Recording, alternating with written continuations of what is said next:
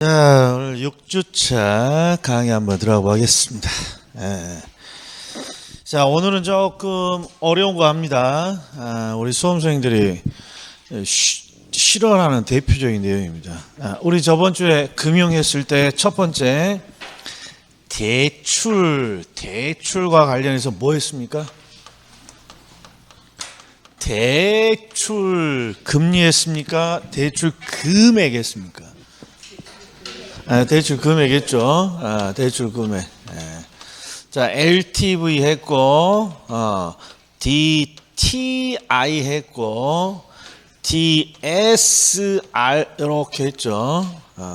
DTI, DSR은 잘 하셔야 된다 했어요. DTI, DSR은 형제다, 친구다. 형제.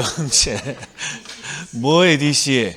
소득의 DC. 그리고 항상 대출에서는 세 가지 용어가 잘 나와요. 하나는 원금, 하나는 이자, 또 하나는 원리금인데 여기는 항상 몇 글자가 올라가야 된다. 세 글자 원리금이 올라가야 된다. 그래서 DTI, DSR은 소득에서 원리금 갚는데 얼마를 쓰느냐 이 비율을 나타내요. 자, 그리고 이제 대출을 받았으면 뭐 해줘야 돼요? 갚아야지. 그게 대출의 상환 방식입니다. 한번 봅시다. 자, 우리 시험에 나오는 상환 방식은 기본적으로 주택담보대출입니다. 주택담보대출. 우리가 이 주택담보대출을 저당대출이라고도 합니다. 은행은 우리는 주택을 담보로 제공하고 대출을 받는 거고, 은행은 주택에 저당권을 설정하고 대출을 해주죠. 이게 똑같은 표현이에요. 저당대출하고 담보대출하고. 근데 네이버나 뭐 다음에서 이렇게 검색을 하잖아요. 그러면 100% 요 문구가 나와요. 요 문구. 그리고 줄여서 우리가 주담대라고 하는 거죠. 요 놈이 계속 나와요. 그 이유는 뭐겠어요? 실무에서 요 놈을 더 많이 쓴다는 거죠. 근데 시험은 요 놈이 더 많이 나와요. 저당대출. 이게 똑같은 거예요. 주택저당대출이나 주택담보대출이나 똑같습니다. 자, 그리고 막간상식. 주택담보대출은 주택을 구입하는 사람이 뭔가 대출을 받는 거예요. 근데 이 대출, 주택담보대출은 모든 은행이 다 판매하는 상품입니다. 대출 상품 중에 하나예요. 가장 인기 있는 대출 상품 중에 하나예요. 그런데 우리 저기 처음으로 주택을 구입하는 사람이 우리 주택담보대출이라는 표현 말고 요런 거 많이 들어봤죠. 보금자리론. 이름 한번 기가 막힙니다. 보금자리론. 요게 뭡니까? 요것도 주택담보대출인데 요건 뭡니까? 막간상식. 보금자리론. 항상 우리가 처음으로 주택을 구입하는 사람은 주택담보대출보다는 요걸 더 먼저 찾아봐요. 그러니까 주택담보대출은 모든 은행이 다 판매하는 상품인데 우리나라에는 한국주택금융공사가 있습니다. 한국주택금융공사.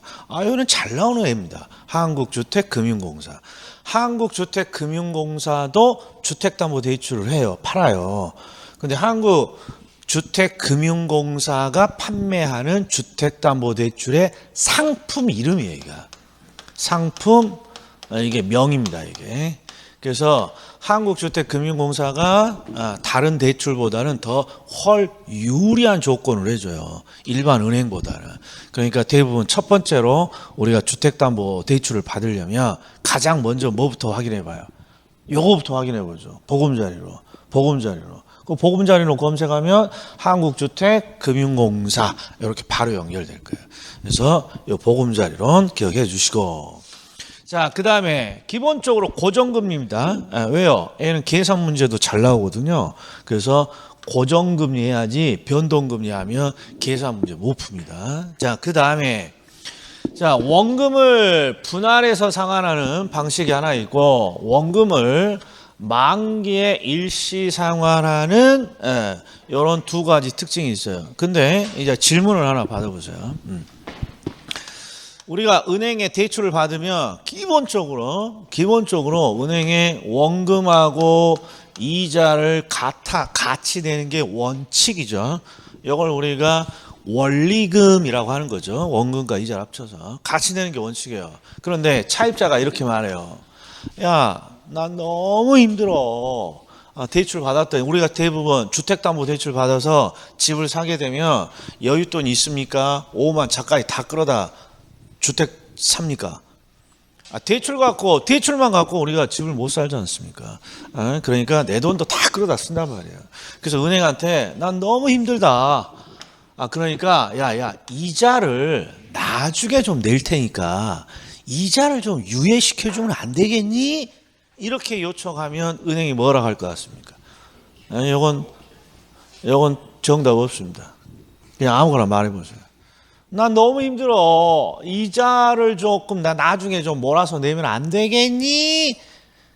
이렇게 말하면 은행은 이렇게 말합니다. 너는 뒤지더라도 뭐는 내놓고 뒤지라고.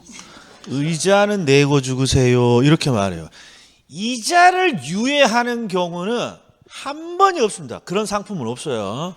우리나라의 대출 중에 이자를 좀 나중에 내라 이런 거 절대 없습니다. 절대. 그러니까 이자는 무조건 내는 겁니다. 은행에. 그런데 차입자가 야, 나 너무 힘들어. 그래서 원금을 좀 유예해 주면 안 되겠니? 원금 상환을 좀 나중에 낼게. 그러니까 이 말은 뭐 말이에요? 이자만 좀 일단 낼게. 이건 가능할 거야, 안 가능할 거야? 이건 가능하단 말이에요, 이거. 그래서 원금을 분할해서 상환합니다는 이자는 내는 거야. 이자는 무조건 내는 거야. 그런데 원금을 처음부터 n분의 1로 나눠서 원금까지 같이 내는 거고. 원금 만기 일시 상환입니다. 그럼 뭐는 내고 이자는 내는 거예요. 단 원금을 언제 낸다는 거고 만기에 일시에 상환한다 이런 뜻이죠. 근데 기본적으로 주택담보대출은 원금을 처음부터 n분의 1로 나눠서 분할해서 상환하는 게 원칙입니다. 이자와 함께. 왜 그럽니까? 그럼 보세요. 우리 투자자 입장을 봐요. 우리가 투자 목적으로 내가 대출을 받았어요. 투자 목적으로 대출을 받으면 투자라는 게 반드시 어떤 행위가 예견되냐 그러면 적당히 가격이 오르면 매각한다잖아요. 그래야 투자가 성공되는 거죠. 적당히 가격이 오르면 매각하는 거죠. 매각. 그래서 투자자들은 투자 목적으로 대출을 받으면 어떻게 대출을 갖고 싶습니까? 그러면 일단 이자만 내고 싶어요. 원금까지 같이 내면 부담이 크니까 이자만 내고 싶어요. 그리고 적당히 가격이 오르면 부동산을 팔아서 대출을 한 방에 갚고 싶습니다. 이게 투자자들의 목적이에요. 이게 가장 투자자에게 유리하겠죠. 투자자는 무조건 팔게 돼 있어요. 그래야 성과가 나오는 거니까. 그래서 투자자들은 기본적으로 이자만 좀 내자. 그리고 원금은 나중에 내자. 그러니까 기본적으로 투자자들은 원금을 좀 나중에 내는 걸 선호해요. 이런 거예요. 원금을 만기 일시 상환하는 이런 것도 좋아하죠. 자, 그런데 주택담보대출은 투자하라고 대출해 주는 거예요. 자신의 실거주 주택 사라고 대출해 주는 거예요. 그렇죠. 원칙이 실거주 목적의 주택을 구입하라고 대출해 주는 거죠. 그러니까 기본적으로 주택담보대출을 받는 사람들은 전제가 부동산을 팔겠다라는 게 전제되어 있어요. 나는 계속 거주하겠다 이게 전제예요. 그렇죠. 계속 거주하겠다는 거예요. 그러니까 기본적으로 주택담보대출은 이자와 함께 팔 일 없으니까 처음부터 원금을 n분의 1로 나누어서 처음부터 원금을 조금씩이라도 갚아 나가는 게 유리한 거예요. 그래서 주택담보대출은 기본적으로 이자와 함께 원금 같이 내는 방식입니다. 그런데 주택담보대출 받아서 집을 사게 되면 솔직히 너무 팍팍해요. 자기가 가지고 있는 여윳돈 하나도 없으니까. 그래서 살짝 여유를 두는 방법이 하나가 있어요. 그게 바로 거치기간이죠. 거치기간. 요새 거치 기간 표현이 잘 나와요. 거치 기간. 예를 들어서 3년 거치, 3년 거치, 20년 분할 상환. 이렇게 말하면 20년 분할 상환은 20년 동안 이자와 함께 원금을 같이 낸다는 건 알겠고, 3년 거치면 무슨 뜻입니까? 이 3년 거치는 원금을 걸어 놓는다는 뜻이에요. 원금을 걸어 놓는다는 건 원금을 갚는다, 안 갚는다? 안 갚는다. 그러니까 3년 거치 기간 동안에는 뭐만 낸다?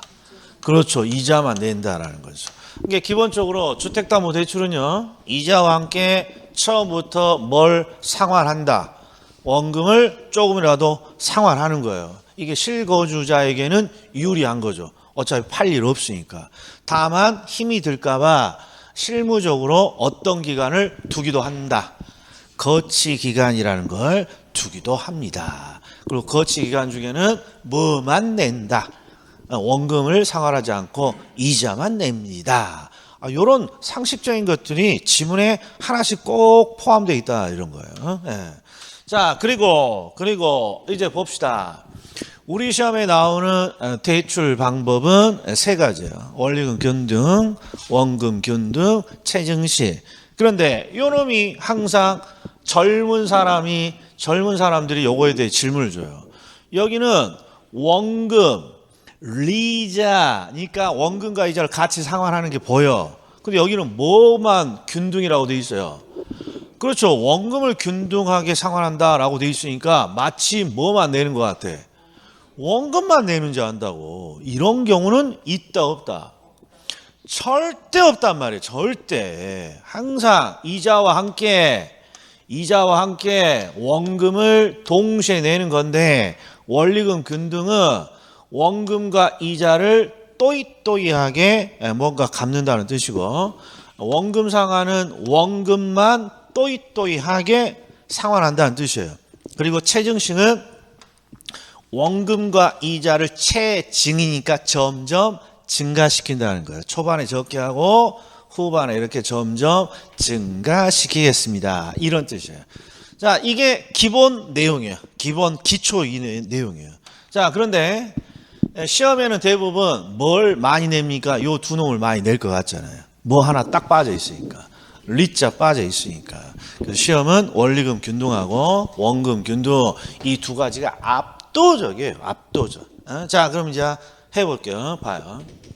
원리금 균등 상환 방식은 일단 공통 주제가 이렇게 적어졌죠. 대출금액 1억, 대출금리 10%, 상환기간 10년. 딱 제 수준으로 해놨어요. 1억, 10%, 10년. 자, 그런데 저번 주에 저당상수 나는 한번 본 적이 있다, 본 적이 없다. 그렇죠. 그러니까 저당상수 잘 나온단 말이에요. 그리고 저당상수의 연상 코드는 이렇죠. 이 저당이 저당 대출이죠. 그러니까 저당 대출 1억을 받았다라고 제가 전제하죠. 그럼 뭐 한다고? 갚아야지. 근데 항상 얼마를 갚는다? 원금과 이자 상환액을 동시에 갚는 거잖아요, 원칙이. 그러니까 저당 상수는 저당 대출을 받았을 때 은행에 매기 상환할 원금과 이자, 원리금을 구할 때 쓴단 말이에요. 그러니까 여기다가 0.163 이렇게 곱하면 1,630만 원이 나오는데, 이 1,630만 원이 은행에 매기 갚아야 될 원리금이죠. 여기는 연단이니까 연 1,630만 원씩 갚으라는 거죠. 그러니까 제가 저당 상수의 수식은 알 필요 없어요. 이렇게 말했습니다. 이유는 출제자가 이렇게 준다고. 그러니까 우리는 이 저당 상수 0.163을 언제 어떻게 활용합니까만 제대로 기억해 주면 되죠. 대출을 받았을 때 은행에 상환할 매기 원리금 상환액을 구합니다. 이렇게. 자, 그런데 한번 보자고요. 방식에 따라 은행이 기록하는 순서가 다릅니다. 자, 원리금 균등이냐 원금 균등이냐에 따라서 기록하는 순서가 같을 것 같으냐 다를 것 같으냐 다르단 말이에요. 그래서 항상 이 상환 흐름에 이해에서는 이 상환 흐름을 암기하는 것이 일단 중요합니다. 그러니까 똑같이 기록되는 게 아니라 완전히 달라요. 완전히. 그럼 보세요. 한번 해볼게요. 자, 이 원리금 균등 상환인데 은행이 대출을 해줬어요. 1억을 대출해 줬어요. 그러면 갚아야죠. 근데 은행이 뭐라고 갚으라 그랬냐? 은행이 원리금을 균등하게 갚아라. 이게 원리금 균등 상환이에요. 그러면 은행이 단 조건이 뭐예요? 원리금 균등이잖아요. 그러니까 원리금 균등은 기본적으로 먼저 균등한 원리금 또는 원리금 균등이라는 조건을 먼저 맞춰주는 거예요. 무조건 먼저 맞춰주는 거예요. 이게. 자, 그리고 항상 두 번째는 이자예요. 이자. 왜 두 번째가 이자입니까? 그럼 여기 1자라고 적어줬어? 3자라고 적어줬어? 4자라고 적어줬어? 그러니까 이자는 무조건 두 번이야. 이자는 무조건 두 번. 그럼 봐. 원금, 이자, 원리금 이 세 개가 기본 개념인데 아니, 원리금 균등이니까 1번 원리금을 적고 2번 이자 적고 그럼 3번은 먹었어요. 그렇죠. 이렇게 순서가 된단 말이에요. 이렇게. 예? 그럼 이제 다른 것도 한번 비교해 보죠. 보세요. 원리금 균등 상환 방식은 은행이 어떻게 기록합니까? 그러면 원리금 균등이 조건이란 말이에요. 균등하게 갚으라는 거니까. 그래서 균등한 원리금.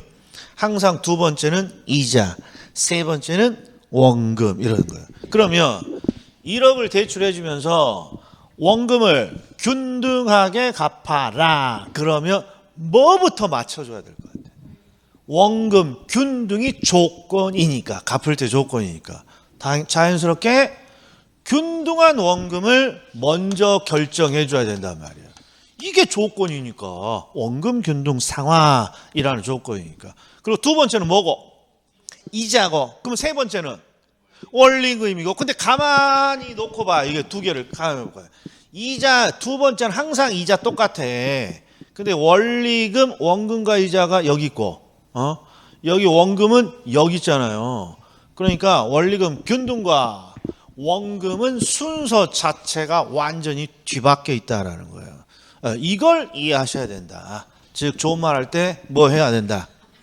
암기야. 근데 암기할 것도 없어. 봐봐. 시험에 잘 나오는 게 원리금 균등하고 원금이야. 그럼 보셔. 원리금 균등은 1번 원리금 균등, 2번은 이자, 3번은 원금. 원금 균등은 1 원금, 2 이자, 3 원리금. 어차피 대칭 되는 거니까 요렇게 해주면 된다는 거죠. 요렇게. 네. 기록하는 순서가 다르옵니다. 이거예요. 다르옵니다. 그럼 이제 제가 해볼 테니까 보세요. 자, 일단 1번 원리금 균등이야. 1억을 대출해 주면서 원리금을 균등하게 갚으세요 라고 했으니까 1. 균등한 원리금을 계산해요. 근데 균등한 원리금을 어떻게 계산합니까? 그러면 항상 1억에 저당상수 0.163 곱하면 1,630만 원씩 이렇게 10번을 갖다 주는 거예요. 이렇게 10번을. 그리고 말 문제든 이론 문제든 무조건 일기는 할 수 있어야 돼요. 일기는. 자, 그러면 차입자는 1,630만 원을 은행에 갖다 냈어요. 원금과 이자로. 그럼 은행은 이 1,630만 원을 받아다가 여기 이 중에 이자가 얼마고 이 중에 원금이 얼마인지를 구분해서 기록해야 될 거 아니에요. 근데 항상 2번은 뭐다? 이자. 그럼 이자가 얼마입니까? 1억을 빌렸고 금리가 10%니까 첫 해 이자는 1,000만 원이 이렇게 기록되는 거죠. 그러면 1,630만 원 중에 나머지 630만 원이 원금을 갚았다라고 기록되는 거예요. 이게 이렇게 기록되는 거예요. 그러니까 일기는 무조건 할 수 있어야 돼. 일기는 요 이자는 어떻게 나왔어요? 1억이고 첫해 1억이고 10% 금리니까 1,000만 원이에요. 그럼 나머지가 1,630만 원이 먼저 결정되고 1,000만 원 이자니까 630을 원금으로 상환한 것입니다. 이렇게 되는 거예요. 자, 그러면 이제 말 문제는 어떻게 나옵니까? 그럼 무조건 일기는 계산이 됐다고 전제를 깔고 이제 요걸 물어봐요. 요걸 물어봐. 여기에 있는 네 가지를 말로 물어보는 거예요. 봐요. 원리금 균등이니까 원리금은 항상 똑같아. 이게 안 물어봐. 그런데 올해는 이것도 물어봤어. 원리금 균등 상환 방식은 매기 상환하는 원리금이 늘어납니까? 줄어듭니까? 세상 이런 것도 물어봤어. 그럼 뭐라고 답해? 이게 문제냐 이 자식아 이렇게 해줘야지. 예? 이런 건 잘 안 물어본다고. 대부분 뭘 물어보냐? 요 두 개를 물어봐요. 일기에 이자가 1,000이라고 가정했을 때 시간이 흐를수록 이자가 느니 쭈니 이렇게 물어보는 게 말 문제예요. 그러면 이자는 어떻게 됩니까? 그러면 이자는 무조건 감소합니다. 이렇게 대답해 줘야 돼요. 왜? 일기에 빚을, 이게 빚이죠. 원금. 일기에 원금, 빚을 630만 원 갚았어. 갚았어. 전년도에 갚았어, 빚을. 그러면 그 다음에 이자가 올라가야겠어요? 낮아져야겠어요? 그렇죠. 그러니까 이건 진리란 말이에요. 이게. 앞으로 우리가 보는 모든 상환 방식은 처음부터 원금을 n분의 1로 나눠서 조금이라도 내는 방식이라고. 그러니까 무조건 이자는 감소하게 돼 있단 말이에요. 그러면 원금은 어떻게 됩니까? 그러면 요 두 개를 합치면 항상 1,630이 돼야 된다고. 1,630이. 1,630이. 그리고 요 두 개를 합치면 1,630이 돼야 되는데 1,000만 원에서 얼마인지 모르지만 그냥 대충 100만 원이 감소했다고 해봅시다. 100만 원이. 그러면 원금으로 기록되는 부분은 100만 원이 늘어야 플러스 100, 마이너스 100 하면 1,630으로 변화가 없는 거야. 그래서 요놈이 시험에 잘 나온단 말이야. 요놈이. 그래서 원리금 균등 상환 방식은 이자가 감소해. 이자가. 그리고 이자가 감소하는 것만큼 대신 뭐가 오른다? 원금이 늘어나게 됩니다. 이거 안 나오면 우리 시험 문제가 아니야. 이건 무조건 한 지문이야. 무조건 한 지문. 5지문 중에 이미 하나 결정했어. 하나. 자, 그 다음에 원금 균등. 자, 일단 원금 균등은 상환하는 방식의 흐름이 같다 다르다. 원금 균등이니까 항상 첫 번째가 균등한 원금, 두 번째는 이자, 세 번째는 원리금. 자, 그런데 이게 지금 원금 균등에도 공통 주제예요. 그런데 질문이야. 여기서 필요 없는 자료가 하나 있어요. 이게 바로 요 놈이에요. 언제? 원금 균등에서는 저당 상수가 필요 없어요. 이것도 말 문제로 잘 나와요. 항상 저당 상수로 계산하는 원리금 상환액은 어떤 방식의 원리금 상환액을 구하는 것이다. 어떤 상환 방식의? 원리금 균등 상환 방식의 원리금을 구하는 거야. 원리금 균등 상환 방식. 그러니까 원금 균등은 저당 상수 자체가 필요 없어요. 그래서 원리금 균등에서만 이 저당 상수를 쓰는 거예요. 그러면 궁금하잖아요. 원금 균등에서는 원리금을 어떻게 구합니까? 이게 궁금하죠. 그게 바로 여기는 논점이에요. 여기는. 자, 1억을 대출해 주면서 원금을 균등하게 갚아라 라고 했어요. 그러면 일단 먼저 균등한 원금을 먼저 결정한다. 1억을 몇 년에 걸쳐서 갚아야 되니까 10년. 그러니까 얘는 원금을 n분의 1로 하면 1,000만 원씩 10번 갖다 주는 거죠. 자, 그리고 일기는 무조건 계산해야 된다. 자, 이자는 얼마입니까? 두 번째는 항상 이자. 이자는 얼마입니까? 그러면 1억에 10%. 1,000만 원이에요. 그러면 원금과 이자는 어떻게 되니? 원금 1,000, 이자 1,000 이렇게 해서 2천만 원 이렇게 되는 거예요. 그러니까 원금 균등에서는 저당상수가 필요해요? 저당상수가 필요하지 않아요? 저당상수가 필요하지 않아요. 왜? 원금 따로 이자 따로 계산해서 합산한단 말이에요. 이게. 예? 그래서 저당상수는 일단 언제만 쓴다? 원리금 균등 상환방식. 그 원금 균등으로 오면 항상 균등한 원금 이자 그 다음에 마지막에 원리금이죠. 그래서 일기가 딱 이렇게 된 다음에 이제 뭘 물어봅니까? 그러면 이제 요 뒤쪽을 물어보는 거야. 자, 이자는 그 다음에 느나요 주나요? 그럼 무조건 줄어. 그 다음에도 또 줄어. 왜 그렇습니까? 그러면 빚을 갚아 나간다는 거죠. 일기에 얼마? 빚이 얼마? 빚 얼마 갚았어요? 1,000만 원 갚았죠. 1,000만 원. 다 자연스럽게 이자가 줄어야죠. 이자가 줄어. 그리고 보세요. 요 두 개를 합산한 게 원리금인데 원금은 또이또이, 이자는 감소. 그럼 원금과 이자 합계는 감소하는 거란 말이에요. 이렇게 감소한다라는 거죠. 감소한다. 감소한다. 그래서 말 문제는 항상 뭘 물어보니 시간이 흐를수록 느니 주니, 은행에 갖다 주는 돈이 느니 주니 이렇게 되는 거예요. 그럼 이제 결론 내볼게요. 봐요. 원리금 균등 상환 방식에서 매기 상환하는 원리금은 시간이 흐를수록 어떻게 된다? 일정한 거죠. 얼마인지 몰라도 일정해. 조건이 원리금 균등이니까. 그 다음에 원금 균등에서 시간이 흐를수록 상환하는 원금은 어떻게 됩니까? 균등해. 원금 균등이니까. 그래서 이건 잘 안 된단 말이에요. 거의. 그럼 밑에 걸 낸다고. 밑에 걸. 자, 이자는 일단 어떻게 된다? 감소야. 이건 진리야.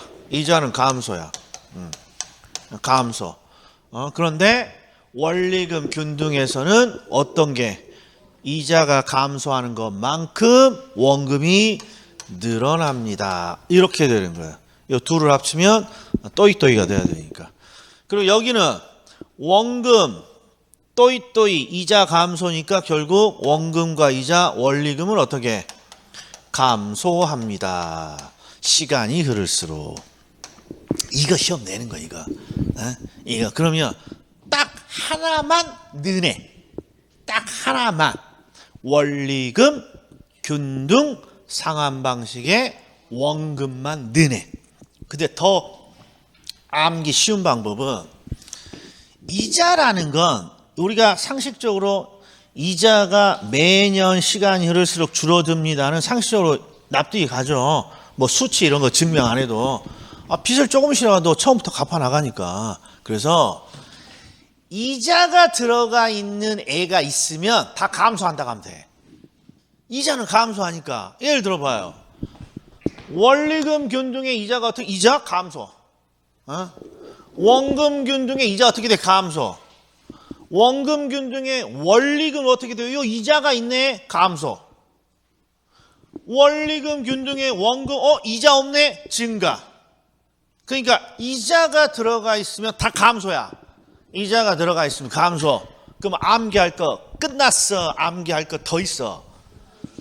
끝났다니까. 그래서 밑에 보셔.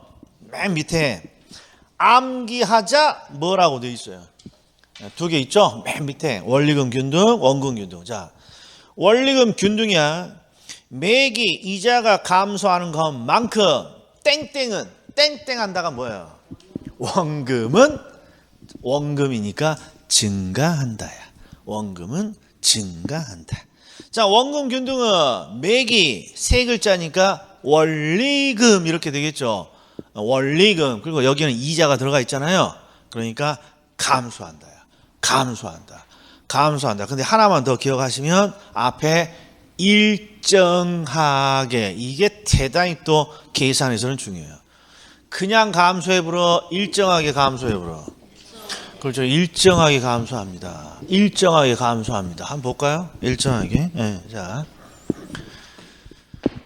원금 균등이에요. 원금 균등은 첫 해 이자가 1,000이야. 1억에 10% 금리 1,000. 그런데 이자는 항상 감소해. 감소. 왜 그러나요? 뭘 털어내니까.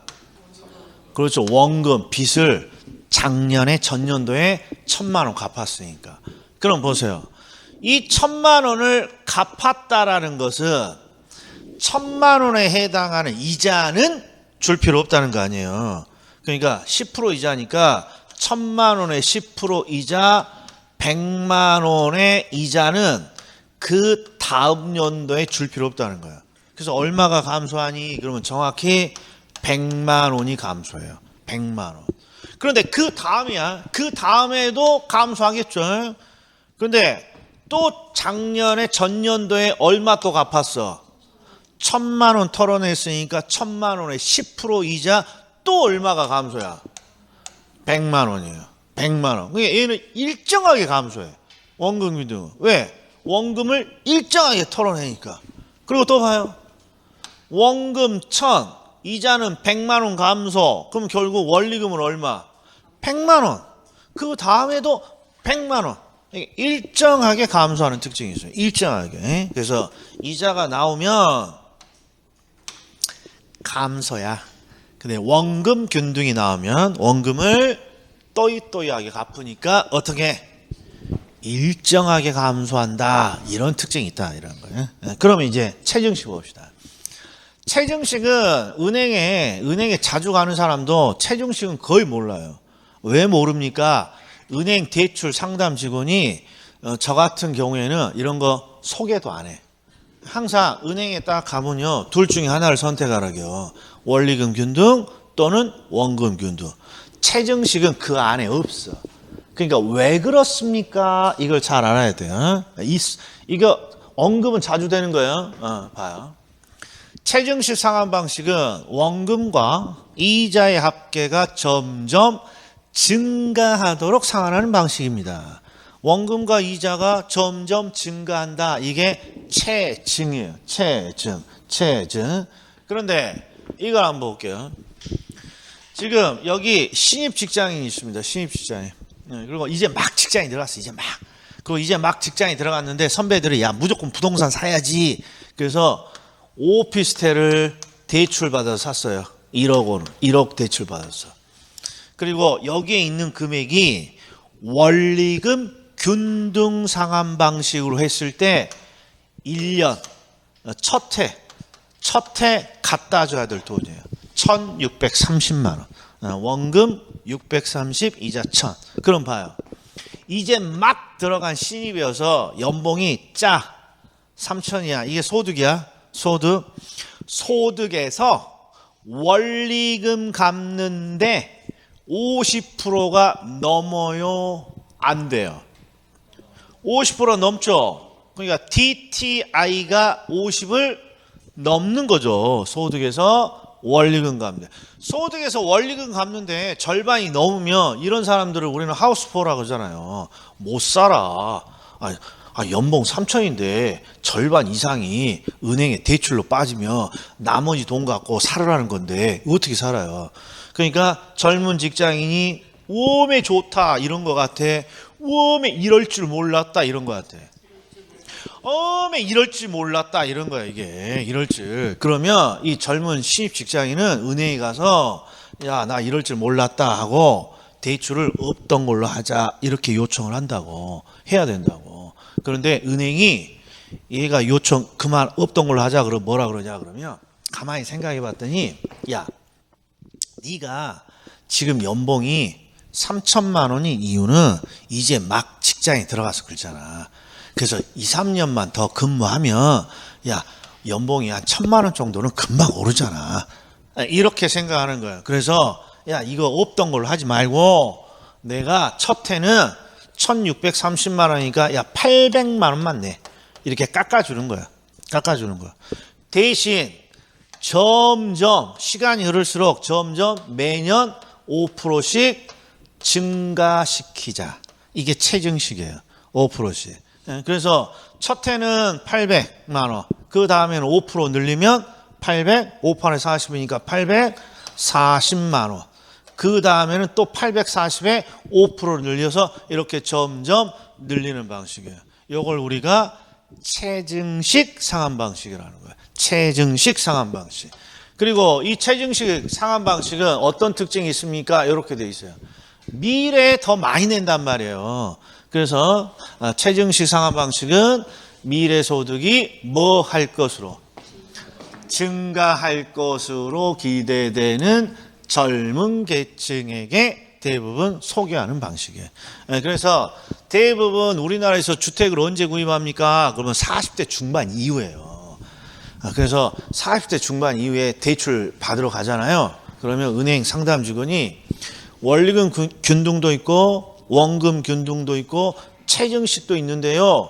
이 셋 중에 하나 뭘 선택할까요? 이렇게 물어보면 젊은 사람 그냥 체증식 말 않고 원리금 균등, 원금 균등 둘 중에 하나 선택해라. 그러면 이제 은행 입장에서는 젊은 계층은 아니라는 거야. 젊은 계층. 왜?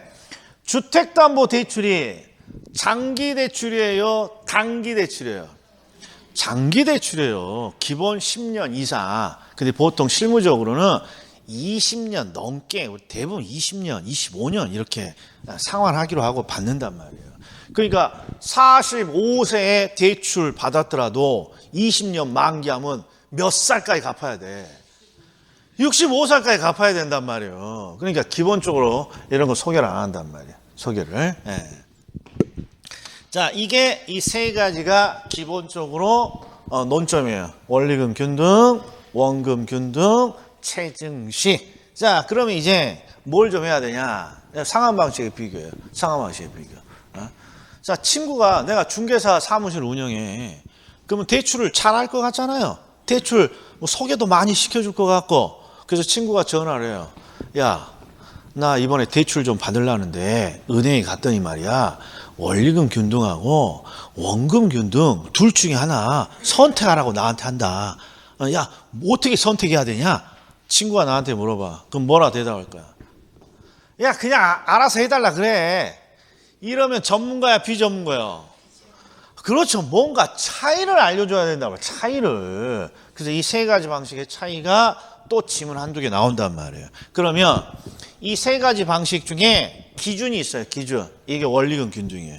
이 원리금 균등이 기준이라는 거 뭘 뜻하니? 그러면 얘가 가장 먼저 시작된 상환 방식이에요. 원리금 균등이. 원리금 균등이. 그래서 가장 보편적인 상환 방식이에요. 원리금 균등이. 자, 그런데 차입자가 이런 생각을 할 수 있어요. 원리금 무조건 은행에 가면 무조건 원리금 균등이었는데 야, 나 원리금 균등보다 조금 더 빚을 빠르게 갚고자 할 때가 있을 거 아니에요. 갚고자 할 때가 있을 거 아니에요. 그게 원금 균등이에요. 이게 원금을 즉 빚을 빠르게 갚고자 합니다. 그러면 원금 균등이에요. 원금 균등. 그리고 체증식은 초반에 적게 내고 후반에 더 많이 내는 방식이니까 기본적으로 빚을 빠르게 갚는 방식은 아니죠. 후반에 많이 내는 거니까 천천히 갚는 방식이죠. 이렇게 소개해 줘야 돼요. 야, 아무 말 없으면 그냥 무조건 원리금 균등이야. 원리금 균등이야. 근데 너가 말이야 빚을 좀 빠르게 갚으면 빠르게 갚고자 하면 원금 균등. 요걸 선택하라고 말해줘야 되는 거야. 그래서 상황을 딱 보는 거야. 친구 상황이. 자, 친구가 둘이 맞벌이에요. 둘이 맞벌이. 네, 그리고 둘 다 공무원이야. 또는 일반 직장의 월급쟁이야. 월급쟁이야. 그러면 대충 소득이 안정적이에요? 소득의 변화 무쌍이에요? 소득이 안정적이에요. 그러면 야, 너희 둘 맞벌이고 야, 너희들 월급 따박따박 잘 나오잖아.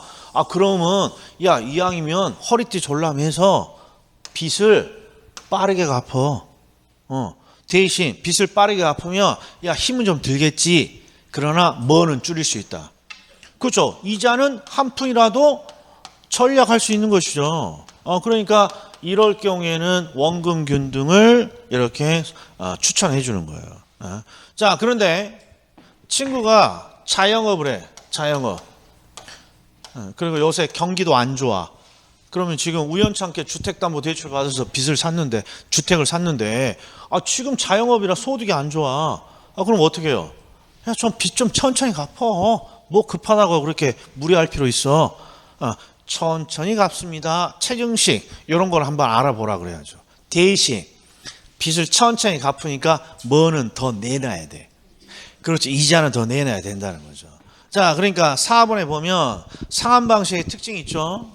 원금 균등, 원리금 균등, 최증식 이 세 가지 중에 기준이 뭐라고? 그렇죠. 원리금 균등이 무조건 기준이에요. 원리금 균등이 무조건 기준. 이게 가장 먼저 시작된 거예요. 근데 원리금 균등보다 빚을 조금 빠르게 갚고 싶습니다. 그러면 빚을 빠르게 갚는 원금 균등. 원금 균등은 빚을 빠르게 갚는 대신에 뭐는 이자 부담은 적다야. 이자 부담은 적다야. 그다음에 최증식은 빚을 천천히 갚는 방식이죠. 그러니까 이자 부담은 많다야.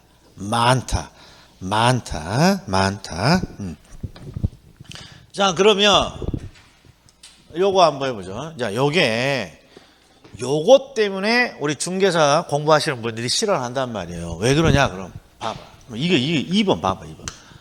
대출기간 초기에는 중도상환 시 차입자가 상환해야 되는 저당 잔금은 원리금 균등 분할상환 방식이 원금 균등 분할상환 방식보다 많다. 그러면 눈에 이게 원리금 균등이야. 이렇게 붙여준다고. 그리고 개수 세봐. 원리금 균등 분할상환 방식은 12자야. 이게 11자고. 이러니까 헷갈려 버린다고. 자, 그래서 우리가 항상 문제 지문을 읽을 때 읽긴 읽어. 저당 지불액은 원금 균등 분할 상환 방식이 원리금 균등 분할 상환 방식보다 읽기는 읽지만 해석을 할 때는 뭐뭐보다를 읽지 않는 거야. 왜? 뭐뭐보다는 주어도 아니고 서술어도 아니야. 그래서 항상 해석을 어떻게 합니까? 무엇을 물어보니 봤더니 저당 지불액이야. 근데 이거 우리가 안 들어봤잖아. 저당 지불액. 그러면 셋 중에 하나야. 셋 중에 원금이든 이자든 원리금이든. 그러면 저당 지불액은 저당 대출을 받은 다음에 은행에 지불하는 금액이에요. 그럼 뭐라고 번역해야 돼? 그렇죠. 원금과 이자, 원리금을 말하는 거란 말이에요. 그러니까 원리금의 크기를 비교하고 있구나 하고 주어가 뭐예요? 원금 균등이 얘가 주어지. 그럼 원금 균등 위에다가 뭐라고 적니? 그러면 빠르게 이렇게 적는 거야. 원금 균등은 빚을 빠르게 갚는 방법이잖아요. 그럼 생각해봐. 원금 균등은 빚을 빠르게 갚는데 그러면 초기부터 많이 갖다 줘야 돼요? 적게 갖다 줘야 돼요? 그렇죠. 그러니까 이것만 딱 보고 야 많겠다 야 이렇게 해석을 한다. 비교하지 말고. 이번에 봐요. 대출기간 초기에 중도상환 시 차입자가 상환해야 되는 저당 잔금. 잔금을 물어봤다. 뭔지 몰라도 잔금, 대출의 잔금을 물어봤다. 그러면 주어가 뭐니 봤더니 원리금 균등 이놈이 주어져. 원리금 균등이. 그럼 위에다가 삐읍자 적어야겠어, 치읓자 적어야겠어. 그렇죠. 천천히 갚는 놈이죠. 얘는 상대적으로 천천히. 원금 균등이 가장 빠르니까 천천히 갚아. 그럼 봅시다. 원리금 균등은 빚을 천천히 갚아. 그러면 남아있는 잔금이 많겠어 적겠어? 천천히 갚으니까 남아있는 돈, 잔금은 남아있는 돈이죠. 남아있는 돈이 많습니다. 이렇게 해주면 되는 것이죠. 자, 3번 더 볼까요? 원리금 균등은 주어가 원리금 균등이야. 그리고 뭘 물어봤니? 상환기간 전체의 누적 이자액이 많냐 적냐 물어보는 거예요. 누적 이자액. 그러면 원리금 균등 위에다가 뭐라고 적어? 천천히 갚아. 그럼 힘은 적게 들죠. 그러나 이자는 더 내야지. 천천히 갚는 대신에 그러니까 보다 많다. 요렇게 해석을 하는 거예요. 요렇게. 예? 그래서 항상 한 문제가 어떻게 만들어집니까? 그러면 아직 넘기지 마셔. 한 문제가 어떻게 만들어집니까? 그럼 왼쪽 딱 봐봐요. 왼쪽에 암기하자 두 개가 있죠. 원리금 균등. 매기 이자는 감소해. 근데 이자가 감소하는 것만큼 땡땡 원금은 증가한다. 근데 원금 균등이야. 원금 균등은 매기 원리금은 일정하게 감소한다. 그런데 제가 이제 책 이미 나왔어. 근데 이제 12월 달까지는 그냥 이렇게 프린트물 보자 그랬죠. 우리 1월 달 되면 여기에 우리 제 교재 필수서에 이게 부록으로 있어. 익힘장이. 그리고 익힘장 벌써부터 어떤 분들이 있냐. 책 사신 분들이. 익힘장 보면 이렇게 빵꾸 뚫어져 있어. 이게 익힘장 지금 우리가 발췌한 거니까 벌써부터 까톡이 와요. 요 빵꾸 정답은 어디 있어? 이놈의 정답 노이로제. 중개사 수험생들이 이놈 정답이 없으면 공부를 못해. 자, 1월부터는 제가 검사합니다. 요 일명 빵꾸 노트인데 이 빵꾸 노트에 뭐만 채워놓으면 제가 한마디 합니다. 이건 채워놓는 거야. 들고 다니면서 생각해보라는 거야. 빵꾸. 그렇죠. 빵꾸는 마지막에 언제? 시험장에 들어가기 전에 한번 채웁니다. 그 전에는 그냥 들고 다니면서 생각하는 거야. 생각 안 나면 어떻게 해요? 생각 안 나면 찾아도 나 찾아보기도 싫다. 그럼 뭐 해? 카톡 넣어. 카톡. 나 이거 도저히 나 지하철 타고 가면서 보는데 야, 나 이 빵꾸가 도저히 생각 안 나다. 그럼 카톡 넣어. 그럼 내가 알려줘. 이거 원금이고 이거 원리금이에요. 이게. 그런데 이 암기하자에 질문이 많아. 암기하자에. 센스가 일단 땡땡은 두 글자니까 원금 아니면 이자일 거 아니야. 그 세 개 땡땡이는 원리금일 거고. 원리금일 거고. 그런데 이거 제일 많이 물어보는 거야. 그러니까 잘 보셔. 자, 봐봐. 원리금 균등 상환 방식이야. 그러면 앞으로 흐름이 느니 쭈니를 물어볼 때 요 가까운 거 물어보겠어? 멀리 있는 거 물어보겠어?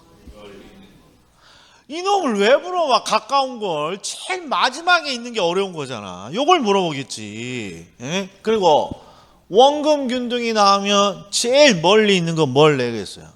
이거죠. 이거. 그럼 봐. 항상 시험에 나오는 문구가 원리금 균등이면 원금이야. 그러면 우리 시험에서 항상 나오는 방식을 자주 나오는 방식은 뭐라고? 원리금 균등 아니면 원금 균등이라고. 그러니까 원리금 균등으로 시작하면 예측에 뭐 나올 것이다. 요놈 물어볼 것이다. 원금 균등이 나오면 예측에 뭐 물어볼 것이다. 원리금 물어볼 것이다.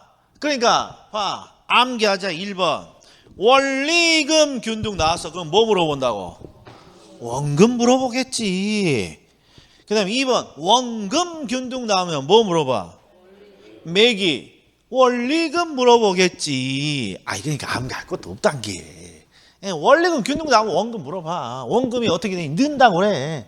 원금 균등 나오면 원리금 물어봐. 근데 이자가 있잖아. 이자가 감소한다 그러면 돼. 그리고 세 가지 비교. 친구가 전화를 해. 야, 이거 셋 중에 뭐 선택해야 되냐? 그럼 뭐라 할 거야? 대출 받지 마. 이렇게 말할 거야. 야, 빚을 좀 빠르게 갚고 싶어? 원금 균등. 힘은 좀 들어. 대신 이자를 많이 줄인다. 얼마 전문가다. 야, 그리고 빚을 좀, 너 지금 힘들잖아. 지금. 그런 말이야. 어차피 주택담보대출 받았지만 힘드니까 좀 천천히 갚어. 이자 좀 내면 되지. 체증식 이렇게 갚아 나가는 겁니다. 자, 그러면 2교시에는 뭘 할 것이냐? 한 장을 넘겨봐요. 2교시는 계산할 거야. 계산할 건데 기출 한번 풀고 계산합시다. 나 기출을 깜빡 잊어버렸네. 자, 우리가 배운 게 이게 다야. 내가 반복해서 그렇지 실질적으로 강의 그 시험에 나올 것만 딱 제가 요약 정리하면 15분이면 끝나. 15분. 그러면 문제 풀어봅시다. 자, 1. 자, 항상 문제를 풀 때는 논점이 보여야 돼. 논점이. 여기는 상환 방식이니까 논점이 이건 큰 주제고 논점이 원금 균등 상환 방식이구나. 원리금 균등 상환 방식이구나. 체증식 상환 방식이구나. 이런 게 눈에 보인다고. 상환 방식이구나. 논점을 봤더니 그럼 이제 뭐만 찾아? 키워드만 찾는 거야. 논점을 해결한 키워드. 그게 뭐였니? 그러면 원금 균등 나오면 항상 뭘 물어본다고? 일반적으로 원리금 느니 쭈니. 원리금 균등이 나오면 원금이 느니 쭈니. 이런 게 문제를 해결한 키워드단 말이에요. 자, 그럼 해봅시다. 원금 균등 방식은 처음에 첫 번째부터 비교잖아. 비교. 근데 뭘 물어봤어요? 1회차 원리금. 그럼 여기다가 뭘 적어? 원금 균등에다. 원금 균등은 빠르게 갚는 방식이지. 빠르게. 그러면 초기부터 1회차부터 은행에 많이 갖다 내야 돼? 천천히 갖다 내야 돼? 많이 갖다 내야지. 근데 웜에 적다. 5초짜리 문제네. 틀린 거 차이 5초짜리예요. 올해 그냥 대박 터져버렸어. 원금 균등은 빠르게 갚으니까 1회차 원리금이 많겠지. 그냥 여기서 끝나버렸어요. 여기서. 또 봅시다. 이거 봐. 출제자가 올해 얼마나 순둥인지. 원리금 균등은 원리금이 어떻게 돼요? 완전 순둥이. 완전. 설마 이거 틀렸다고 하질 않겠지? 원리금 균등이니까 원리금 일정하겠지. 와, 이거 순둥이. 자, 그다음에 체증식 봅시다. 체증식 상환 방식은 상환 기간 초기에는 원리금을 적게 하고 시간이 경과함에 따라 늘려가는 방식이다. 맞았어. 그래서 요거 두 개 한번, 내가 안 한 요거 두 개 한번 해봅시다. 만기 일시 상환. 그러면 상환 기간 내내 뭐만 내고 이자만 내고 원금을 만기에 일시 상환하는 거죠. 원금을. 그때 뭐라고 돼 있냐 봤더니 대출 만기까지 이자만 지급하다가 대출 만기에 원금을 일시에 상환합니다. 와, 순둥이 진짜. 자, 그럼 마지막 요거 보죠. 자, 이게 우리가 안 배운 거야. 원리금 균등은 원금 균등에 비해 비교를 하고 있고 뭘 물어봤니? 가중평균 상환 기간. 요걸 우리는 영어로 duration이라고 합니다. 우리 시험에서는 영어로 duration이라고도 잘 나와요. 자, 그러면 어떻게 문제를 해결할 것이냐? 비교잖아. 그럼 일단 여기다가 뭘 쳐? 주어가 원리금 균등이니까 천천히 갚는 방식인 원리금 균등이야. 그런데 뒤를 봤더니 가중평균 상환 기간인데 가중평균이 뭔지도 모르겠고, 야, 기간 물었다. 기간 천천히 갚는다며. 기간은 길어야겠어요? 짧아야겠어요? 그냥 몰라도 그냥 대충 이렇게 찍는 거란 말이야 이게. 그래서 결국 정답 몇 번? 1번. 할만하다? 할만 안 하다. 이건 매년 나오는 우리 시험 문제예요. 매년 나오는. 자, 10분 쉬었다가 계산도 한번 해보죠.